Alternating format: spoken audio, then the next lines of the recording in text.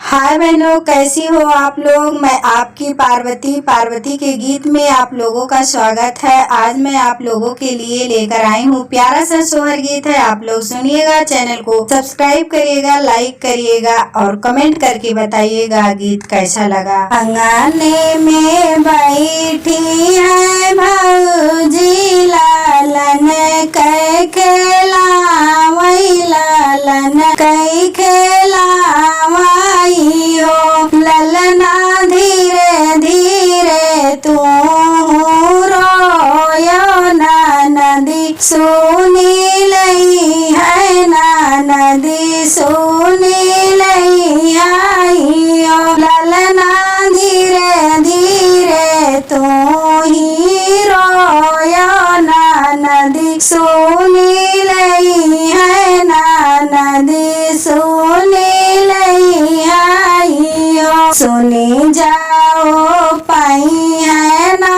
नदिया ता ससुरे से आई है, ता ससुरे से आई हो। ललना आई आंगनवा में नची है, कांगनवा मोरा मंगी है नियगा कुछ लई आई हो। ललना आई आंगनवा में नची है नियगा कुछ मंगी है, नियगा कुछ मंगी आई हो। ससुरे से आई ना नदिया आंगनवा में बैठा, आंगनवा में बैठाई हो। बहिनी लई के भतीजवा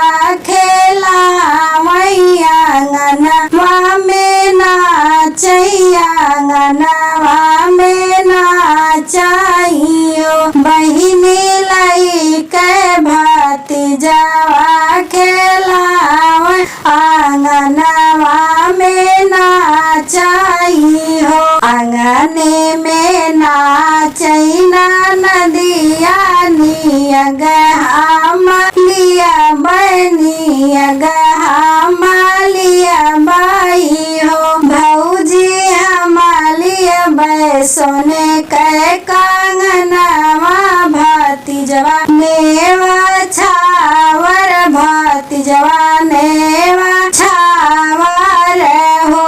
भौजी हम लिया सोने के कांगनवा, भतीजवा नेवा छावर, भतीजवा नेवा छावर हो। हथवा से निकाल भौजी कंगना, ना नदी के पहिनावई, ना नदी के पहिनावई हो। ननदी पहिनो ना सोने के कांगनवा, लालनवा मोरे शीशो, लालनवा मोरे शीशा हो। ननदी पहिनो ना सोने के कांगनवा, लालनवा मोरे शीशो, लालनवा मोरे शीशा हो। जुग जुग जिए